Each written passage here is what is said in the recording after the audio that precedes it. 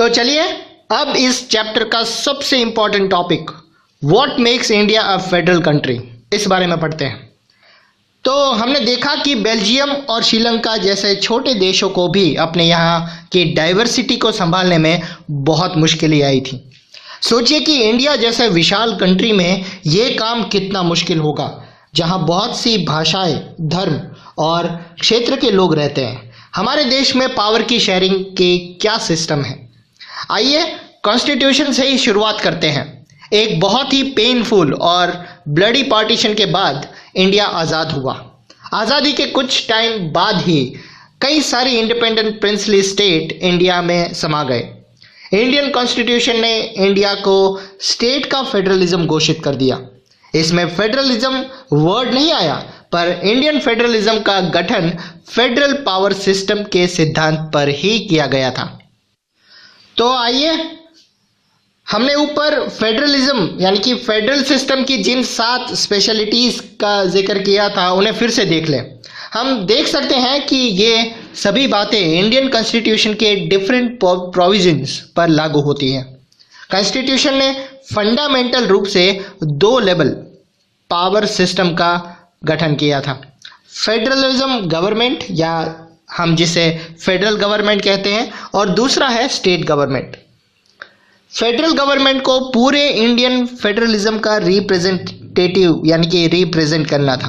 बाद में पंचायतों और नगरपालिकाओं के रूप में फेडरल गवर्नमेंट का एक तीसरा लेवल भी जुड़ा, यानी कि नेशनल लेवल, स्टेट लेवल और उसके बाद तीसरा लोकल लेवल। किसी भी फेडरल सिस्टम की तरह अपने यहाँ भी 3 लेवल की पावर सिस्टम के अपने अपने अलग पावर एरियाज हैं। कॉन्स्टिट्यूशन में क्लियर रूप से फेडरल और स्टेट गवर्नमेंट के बीच जो पावर्स डिवाइड हुए हैं को 3 हिस्सों में बांटा गया है। ये 3 लिस्ट कुछ इस प्रकार के हैं। इस लिस्ट में पहला है यूनियन लिस्ट। यूनियन लिस्ट में defence, foreign affairs, banking, communication और करेंसी जैसे नेशनल इंटरेस्ट के विषय हैं। पूरे देश के लिए इन मामलों में एक तरह की पॉलिसी की ज़रूरत है।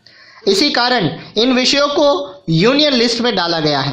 फेडरलिज्म लिस्ट यानी कि यूनियन लिस्ट में डिस्क्राइब इन विषयों के बारे में लॉज बनाने का जो अधिकार है वो सिर्फ और सिर्फ फेडरल गवर्नमेंट को है।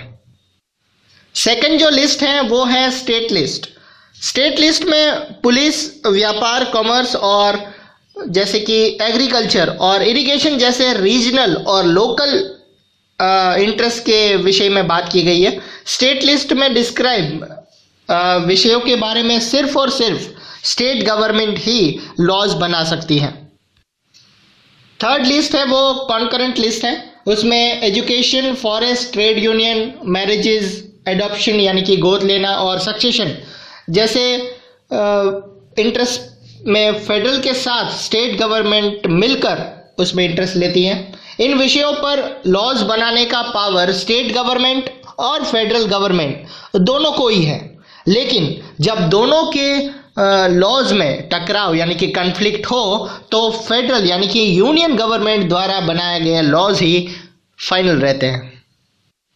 इसके बाद देखा जाए तो यहाँ एक सवाल उठता है कि जो विषय इनमें से किसी लिस्ट में नहीं आते या उनका नाम नहीं है तो उनका क्या होता होगा। फिर कंप्यूटर सॉफ्टवेयर जैसे सब्जेक्ट या विषय किसके पावर्स एरियाज में आते होंगे, क्योंकि ये तो सारी चीज़ें कॉन्स्टिट्यूशन बनने के बाद आई है। हमारे कॉन्स्टिट्यूशन के अनुसार बाकी बचे हर एक विषय, हर एक इंटरेस्ट यूनियन गवर्नमेंट के पावर्स एरियाज में चले जाते हैं।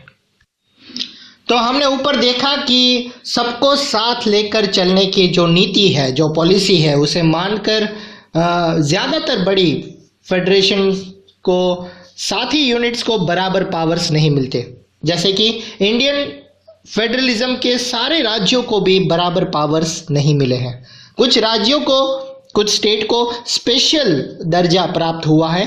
इंडिया में जम्मू एंड कश्मीर एकमात्र ऐसा स्टेट है जिसका अपना कॉन्स्टिट्यूशन है। इस स्टेट में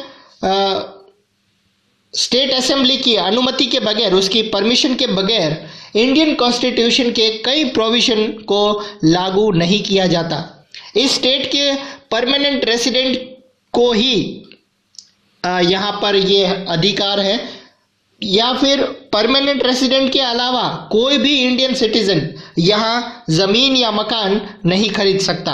असल में इंडिया के कई दूसरे एरियाज को भी, दूसरे रीजन को भी कुछ ऐसे ही स्पेशल प्रोविज़न दिए गए हैं। इंडियन यूनियन की कई यूनिट्स को बहुत ही कम पावर्स हैं। ये ऐसे छोटे इलाके हैं जिनको अपने आकार के चलते इंडिपेंडेंट स्टेट नहीं बना सकते।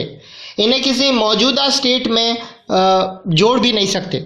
चंडीगढ़ और लक्षद्वीप या देश की राजधानी दिल्ली जैसे इलाकों इसी लिस्ट में आते हैं और इन्हें यूनियन टेरिटरी कहा जाता है।